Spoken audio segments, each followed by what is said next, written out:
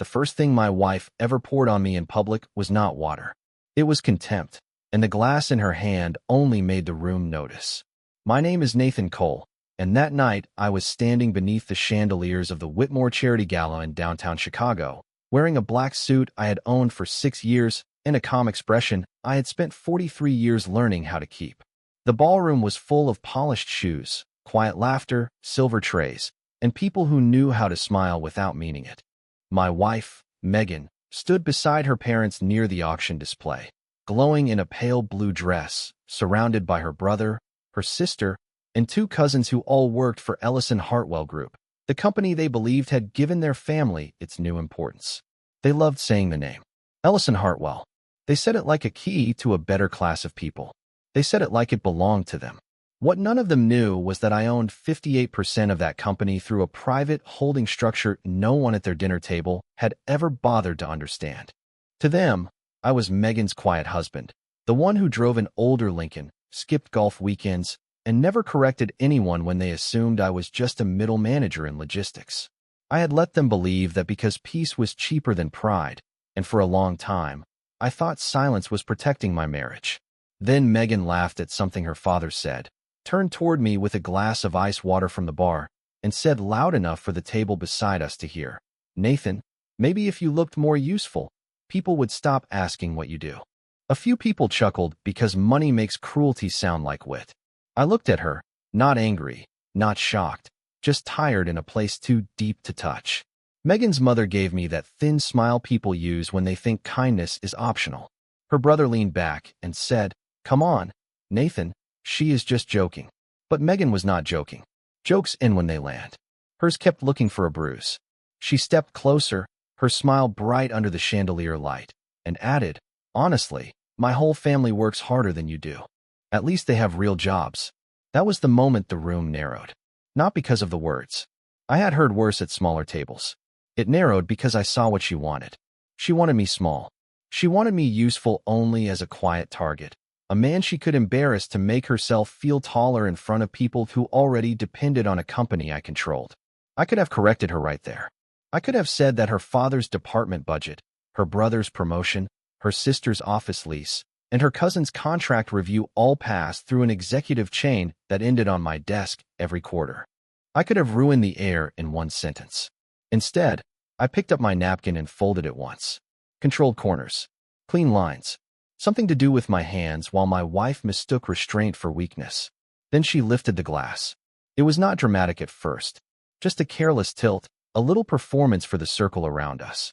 Cold water splashed across the front of my shirt and down my jacket, darkening the fabric in a jagged line from my collar to my belt. The ice struck the floor like tiny pieces of applause. The laughter stopped so fast the silence felt mechanical.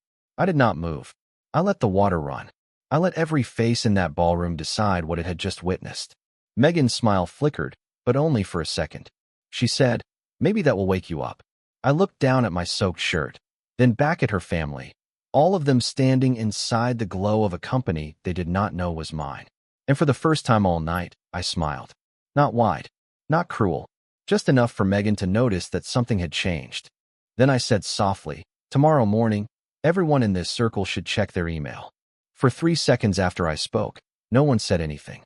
The orchestra kept playing near the far wall, soft strings floating over the ballroom like the room had not just watched my wife pour ice water down my suit. A waiter froze beside the dessert table with a tray of champagne glasses. Megan's brother, Ryan, looked from my shirt to my face, waiting for me to explode so he could call me unstable later. Her father, Charles Whitmore, cleared his throat and tried to recover the mood with a fake laugh, but it came out dry and unfinished. Megan tilted her head, still clinging to the performance. "What is that supposed to mean, Nathan?" she asked. I took the folded napkin and pressed it once against my jacket, not to fix anything, just to give the silence somewhere to go. "It means tomorrow morning everyone should check their email," I said again, evenly. Then I stepped away from the circle. I did not storm out. Men like Charles expected storms from people they underestimated. Storms are easy to describe afterward. Calm is harder to explain. I walked past the silent auction table, past the framed vacation package to Napa Valley, past the crystal bowl full of donation cards printed with the Ellison Hartwell logo, and into the side hallway leading to the restrooms. The carpet muffled my steps. The cold water had soaked through my shirt, sticking fabric to skin, but the chill felt useful. It kept me sharp.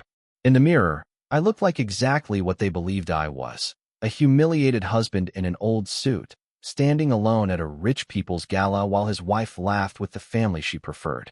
I leaned both hands on the marble sink and let myself feel it for one breath.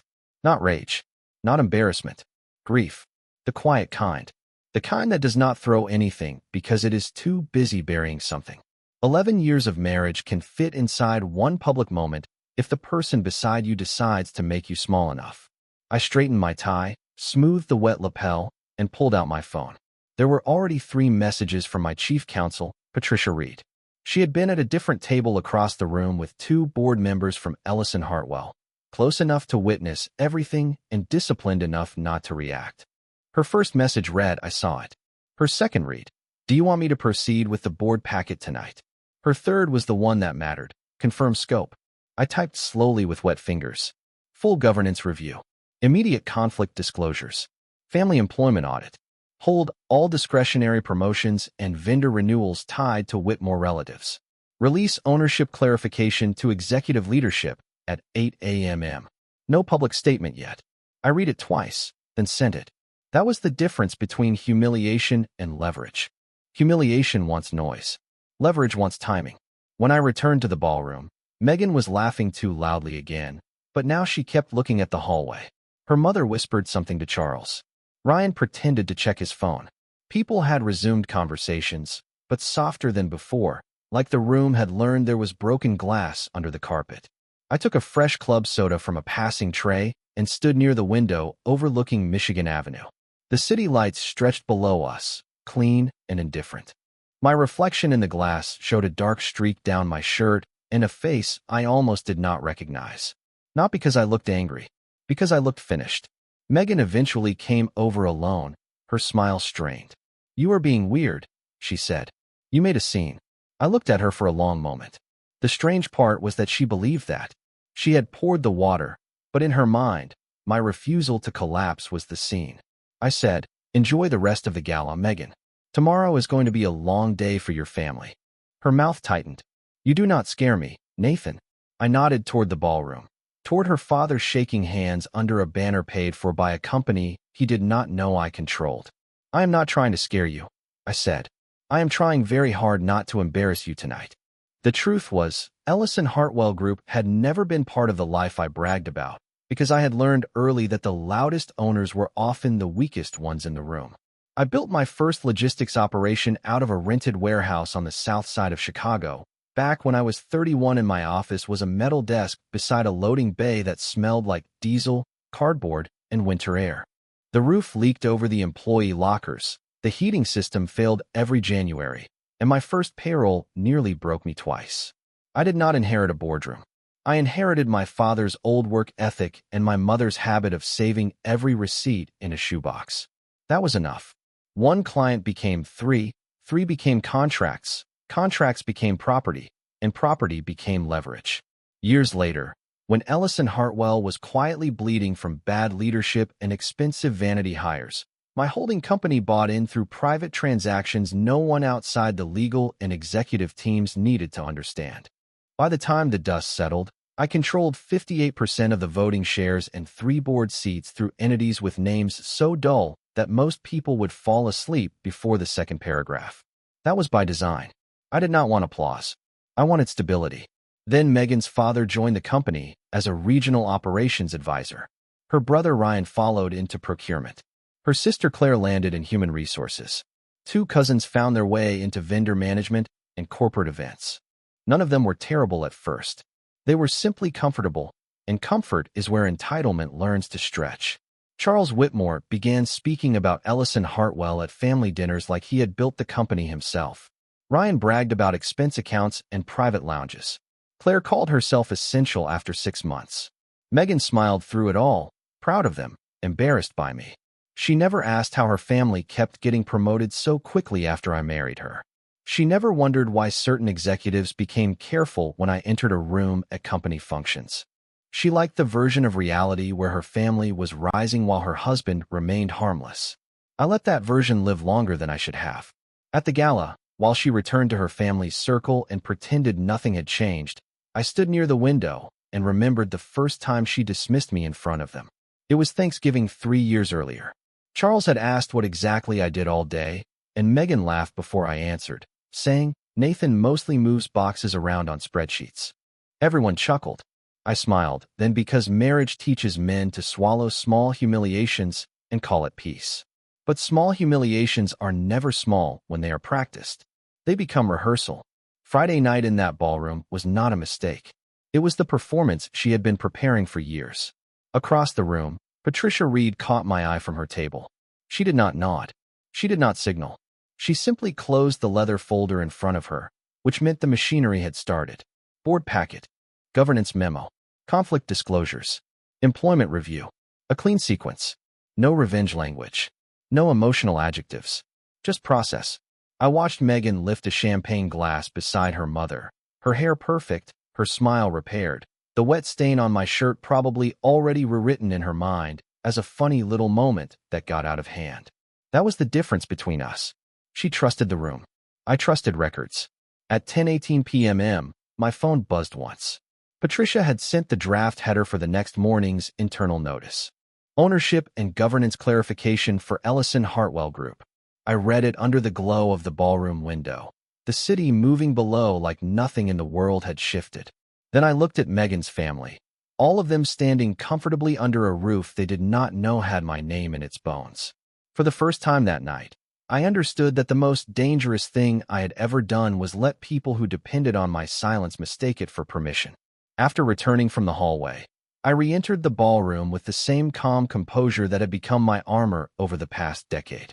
Megan had regrouped with her family, her laughter now quieter, a calculated volume to maintain social optics, yet her glance toward me betrayed curiosity and doubt.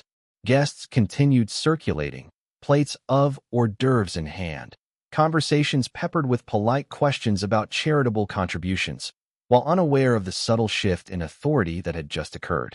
I moved slowly toward the balcony, observing the city lights and the flow of people beneath the chandeliers, noting every reaction, every micro-expression, cataloging them mentally as data points in a strategy that had been years in the making. Megan's parents, still clustered near the raffle table, whispered among themselves, their glances occasionally drifting to me, as if sensing that something had changed but unable to articulate what.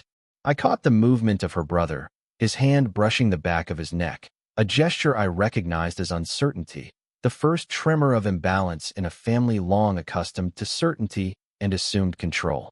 I made no move to confront, no verbal correction, simply allowed their interpretations to exist in the vacuum of my silence. In that vacuum, the truth began to settle. I was not the husband they had casually underestimated. I was the owner of the enterprise that gave them status, paychecks, and titles. They could laugh at me, dismiss me, and parade assumptions, yet the underlying foundation had already shifted. I reached into my inner pocket and pulled my phone, reviewing the final notes from my counsel, a detailed briefing outlining the scope of disclosure to executive leadership, the employment alignment of the Whitmore family members, and the precise timing for the board notification. The orchestration had to be precise, measured, and imperceptible. Revelation would arrive not as spectacle, but as clarity, undeniable yet delivered without malice. Megan, sensing my focus, edged closer with a subtle tilt of her head, seeking a reaction, testing boundaries, yet her movements lacked certainty, betraying her awareness that the playing field had subtly changed. I allowed her that space, understanding that empowerment without awareness is fragile and that patience, not confrontation, often yields the most decisive outcomes. I returned to the edge of the balcony, arms resting lightly on the railing, considering the cityscape below, and thought about the interplay of perception, authority, and control. In her eyes, I remained the same husband, yet in mine, I held the knowledge and strategic advantage that would ensure order, consequence, and recognition of truth in the morning. The night continued around us with music, conversation, and the soft clinking of glassware. But within the controlled environment I navigated, each movement, glance, and whisper became a node of data to be acted upon later. Megan's gaze met mine briefly, questioning, probing, and perhaps already recalibrating her assumptions, while the rest of the room remained blissfully unaware of the subtle dominance, the quiet leverage that had shifted, setting the stage for a revelation that would realign understanding, power, and family dynamics the following day. Nathan Cole left the Whitmore Charity Gala just before midnight, not because he wanted to run from the room, but because staying any longer would have given Megan's family another chance to mistake restraint for surrender. The valet looked at his wet shirt and tried not to stare while bringing around the older black Lincoln that Charles Whitmore had once joked belonged in a retirement community. Nathan tipped him $20, slid into the driver's seat, and sat for a moment with both hands on the wheel while Chicago glittered around him in clean lines of glass and streetlight. The city did not care what had happened in that ballroom. That helped. It reminded him that humiliation was loud only when you let it echo. He drove north along Lakeshore Drive with the heater low, the damp fabric cooling against his chest, Patricia Reed's messages glowing on the phone mounted beside the dash. By 12:18 a.m., the governance packet had been finalized. By 12:31, the board chair confirmed receipt. By 12:44, the executive leadership email was scheduled for 8 a.m. Nathan did not smile. Process did not need a smile. When he reached the house in Evanston, the porch lights were still on, the lawn clipped, the windows dark. Megan had stayed behind with her parents, probably explaining him away as dramatic, moody, embarrassing. He unlocked the front door, stepped into the foyer, and removed his jacket with care, hanging it over the laundry room sink instead of throwing it away. Some stains deserved documentation before cleaning. In the study, he opened his laptop and reviewed the list Patricia had prepared. Charles Whitmore, Regional Operations Advisor, Discretionary Contract Influence under review. Ryan Whitmore, Procurement Manager, Vendor Overlap Disclosure Required. Claire Whitmore, Human Resources Director, Promotion Pathway Audit Initiated. 2 Whitmore Cousins, Vendor Management and Events, Conflict Screening Pending. Clean. Professional. Boring enough to be devastating. Nathan leaned back in his chair and let the blue light of the screen settle over the room. This was not about firing people because his feelings were hurt. That would have been cheap, and cheap decisions rot from the inside. This was about something Megan had exposed without meaning to. A family inside his company had grown comfortable using proximity as authority. Her cruelty had simply made the problem visible. At 1:07 a.m., Patricia called. Her voice was steady, almost gentle. "Are you sure you want ownership clarified internally tomorrow?" she asked. Nathan looked at the wedding photo on the shelf, the one Megan had once framed in silver. He remembered her laughing in the ballroom. He remembered the ice striking the floor. "I am sure," he said. "Keep it factual. No mention of the gala unless compliance needs witness statements later." Patricia paused. "That is the right answer." After the call ended, Nathan walked to the kitchen and poured a glass of water. He stood under the soft light, looking at the quiet counters, the fruit bowl Megan had arranged that morning, the mail stacked by the door. Ordinary objects. Ordinary life. But something had ended beneath them. He took one slow sip and set the glass down. Tomorrow morning, the Whitmores would not lose everything. Not yet. They would lose the one thing they had built their confidence on. The belief that Nathan Cole had no power in the rooms that paid them. At 7:58 the next morning, Nathan Cole sat in his study with a fresh white shirt, a dark blazer, and the same calm face he had worn in the ballroom while water ran down his suit. The house was still quiet. Megan had not come home until after 2, and when she did, she moved through the hallway with deliberate noise, shutting cabinets, dropping her purse on the entry table, sending the message that she was angry enough for both of them. Nathan had let her. Now the only sound was the soft tick of the wall clock and the low hum of his laptop. On the screen, the scheduled internal notice sat in Patricia Reed's secure portal, waiting for the hour to turn. At exactly 8 a.m., the message went out to the Ellison Hartwell executive team, board members, and senior department heads. Ownership and governance clarification. No drama. No accusations. No mention of a charity gala. No wet shirt. No public humiliation. No wife. No family dinner history.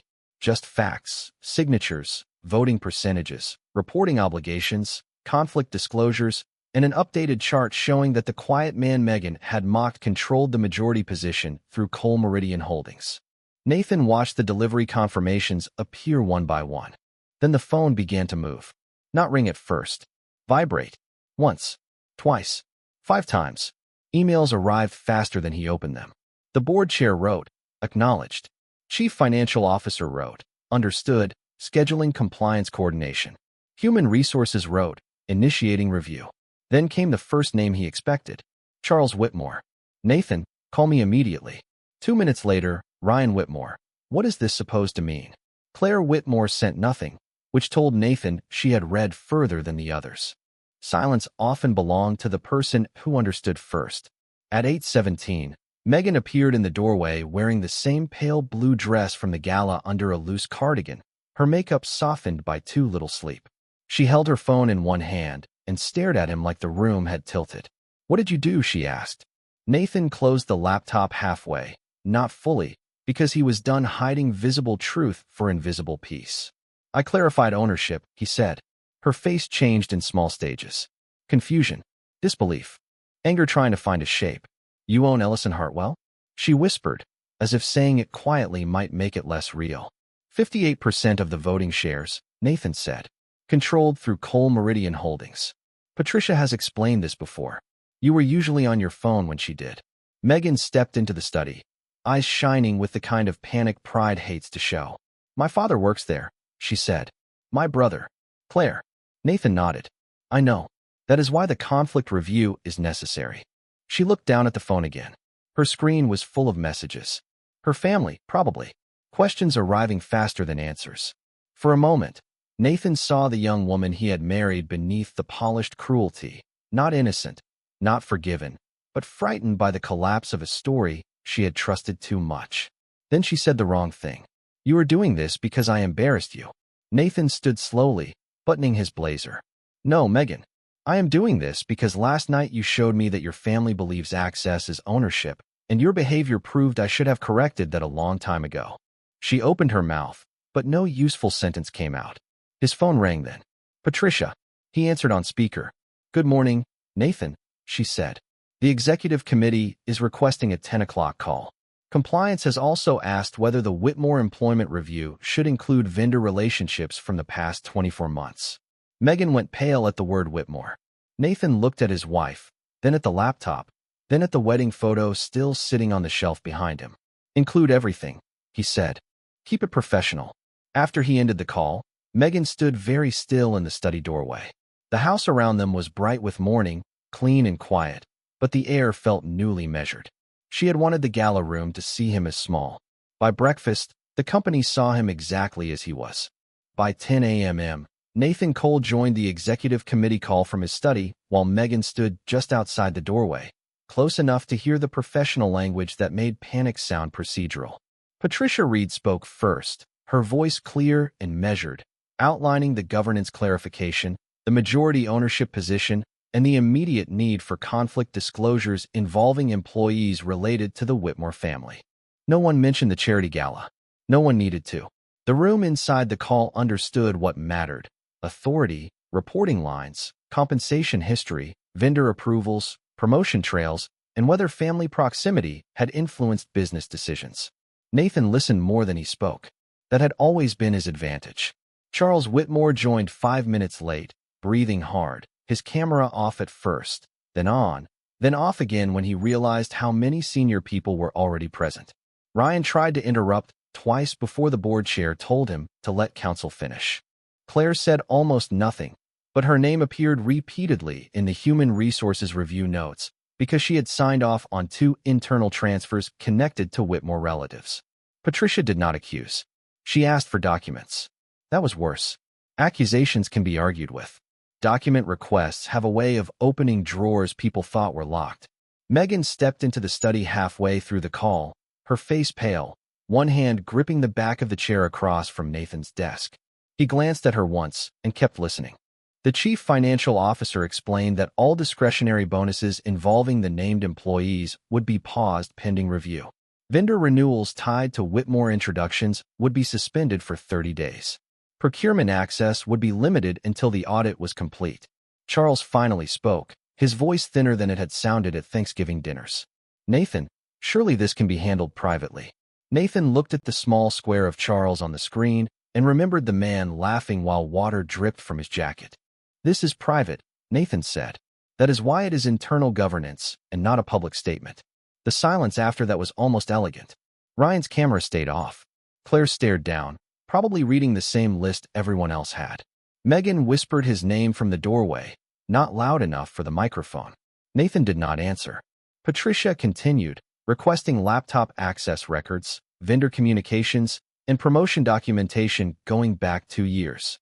By 10:47, the call ended with follow-up assignments and deadlines. Nothing dramatic had happened.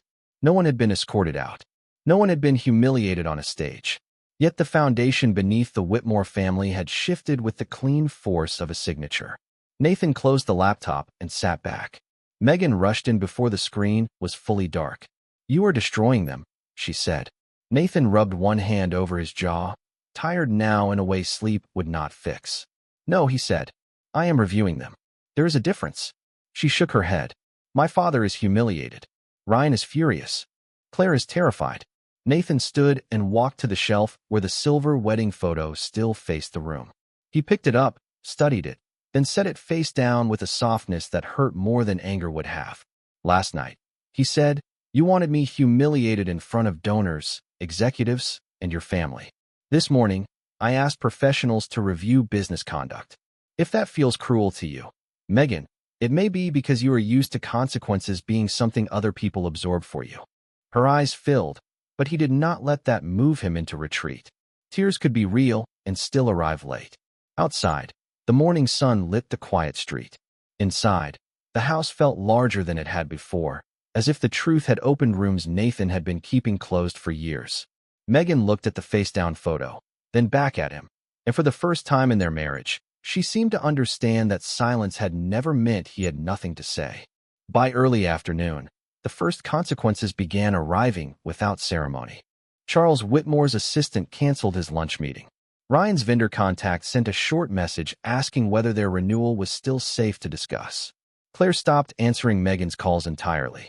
The Whitmore family group chat, which had always been full of jokes, photos, and confident opinions, turned into a waterfall of questions Megan could not answer. She stood in the kitchen with her phone in both hands, watching the same people who had laughed beside her the night before now demand explanations from her. Nathan Cole sat at the island across from her, reading the compliance summary Patricia had sent at 12:38 p.m. He did not look pleased. That was what made Megan angrier. If he had smiled, she could have called him cruel. If he had yelled, she could have called him unstable. But he only looked tired, precise, and far away. At 1:09, Patricia called again. Nathan answered on speaker after warning Megan that business details would remain confidential if counsel required it. Patricia said the audit had already found 2 vendor contracts connected to Ryan's personal acquaintances and 1 event services renewal linked to a Whitmore cousin without proper disclosure. Nothing criminal was being alleged, she emphasized. The language was careful. The impact was not. Pending review, Charles would be placed on administrative leave. Ryan's procurement access would be suspended. Claire would be removed from the internal transfer review team, and the cousin's vendor accounts would be frozen until compliance completed interviews. Megan gripped the edge of the counter. "You are ruining them," she whispered again. Nathan looked up from the paperwork. "No," he said quietly. "Their own records are being reviewed. That is not ruin. That is accountability." She shook her head as if the word offended her. "You could stop this." He folded the summary and placed it beside his coffee. "I could have stopped a lot of things by pretending not to see them. I did that for years. Look where it brought us." For a moment, neither of them spoke. The refrigerator hummed. A delivery truck rolled past outside. On the counter, Megan's phone lit up with a message from Ryan. "Tell your husband to fix this." Nathan saw it before she turned the screen face down. The phrase said everything. Not ask Nathan what is true. Not apologize for what happened. Tell your husband to fix this. Even now, they thought of him as a tool. Megan's voice softened then, the first softness of the day. "I did not know you were that important there." Nathan almost laughed, but the sound never made it out. That was the whole marriage in one sentence. She did not say she was sorry she humiliated him. She did not say she was sorry for letting her family mock him. She said she had miscalculated his importance. He stood and walked to the living room, where the afternoon light fell across the floor in clean rectangles. The suit jacket from the gala was folded over a chair, still faintly marked where the water had dried. He touched the fabric once, then looked back at her. "I was always important, Megan. You just needed a company chart to prove it." Her eyes filled again, but this time the tears looked less like regret and more like fear of losing access to a version of life she had mistaken for her own. Nathan returned to the study and opened a new folder on his desk. Personal separation. He had not made any final decisions yet, but for the first time in 11 years, the name of the folder did not scare him. It felt like a door with a handle.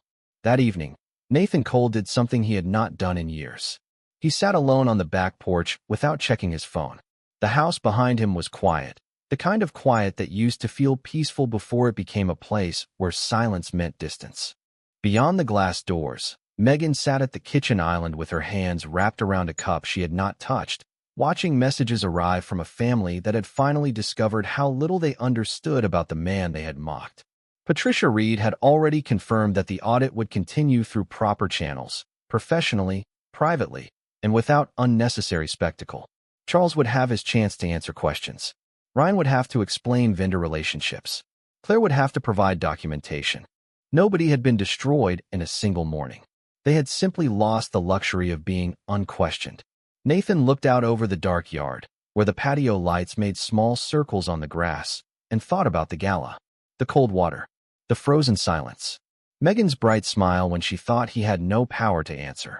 It did not hurt the same way now. Pain changes when truth has somewhere to stand. By 8:30, Megan stepped onto the porch and closed the door softly behind her. She looked tired, stripped of the polished confidence she had worn under the chandeliers. "I am sorry," she said. Nathan did not turn right away.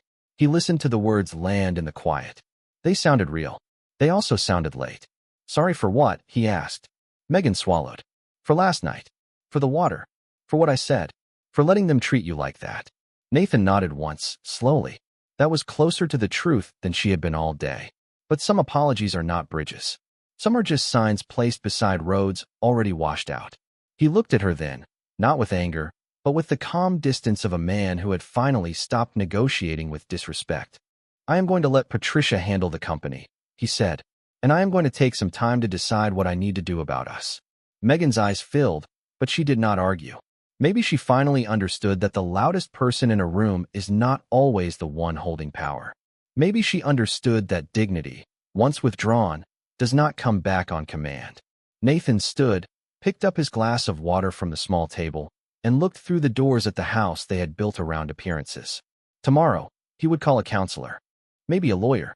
Maybe both. He did not know yet. What he knew was simpler. He would never again confuse silence with peace. He would never again protect people from consequences just because they called it family.